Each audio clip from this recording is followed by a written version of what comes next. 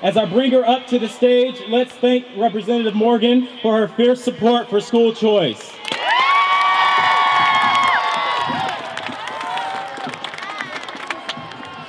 Good morning. Good morning. I cannot tell you how wonderful it is to see every single person here this morning.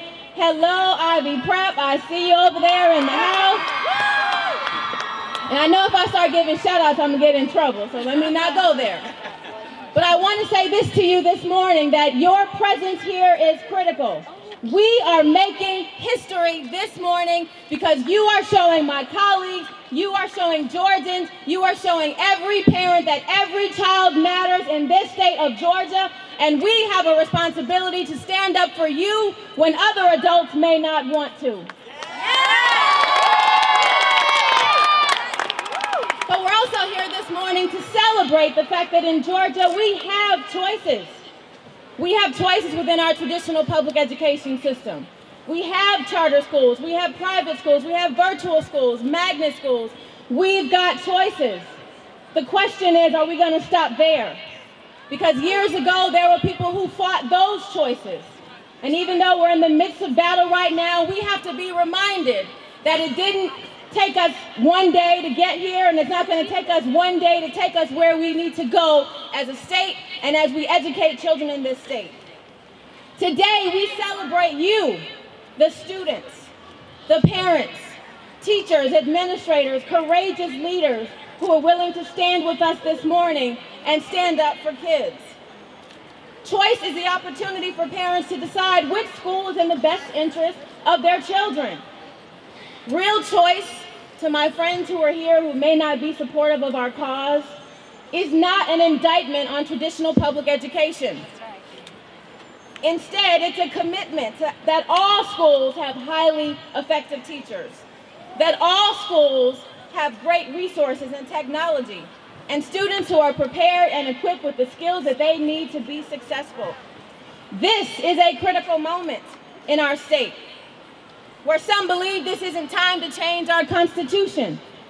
They say we should wait, that we have a few more years, that we just shouldn't go so fast.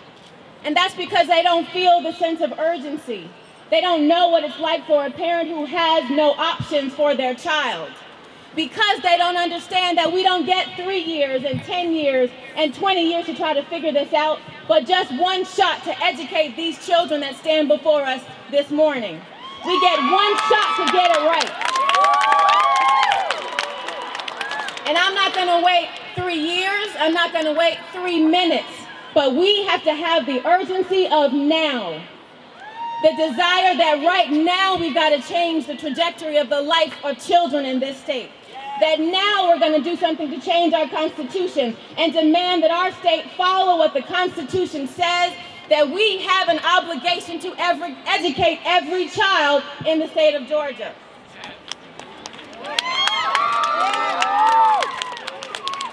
And to those who tell us to wait, I want you to look into the eyes of the young people out here this morning and tell them that they can wait for their future. Tell the parents that they can wait until next year to get it right, or next year until some legislator decides that it's the right time. Georgia students can't wait, and we are not going to wait. I want to remind you this morning that in our Constitution, it does say that we have this responsibility to educate you, and you have to hold us accountable as elected officials. And so when you leave this rally this morning, you need to storm that Capitol, yes, in a very respectful way, but talk to our legislators and help them understand what this is about. That it's not about waiting, it's not about political contributions, it's not about all of the other discussions that people are having. It is about education, it is about children, it is about the urgency of now. Know that you are a powerful voice, whether you are 16, whether you are 61. And young people, when you go in there, you may not be able to vote, but you ask my colleagues to vote for you. That when the constitutional amendment comes before them, to not think about their political future, but think about your educational future. And as I close, I want to say to all of the students who are here this morning, we're going to continue to stand with you. We're going to continue to fight with you. We're going to continue to fight for you when you cannot fight for yourselves. But the best way that you can prove how important school choice is to go back to your schools, to work hard, to ace every test, to knock out every CRCT test there ever was, to do the very best you can to show that school choice is about excellence, it's about student achievement, it's about doing what's in the best interest of kids. And I challenge each and every one of you who are here this morning that this is just the first day of many days. The battle must continue. And though we've had a few hiccups along the way, we cannot give up.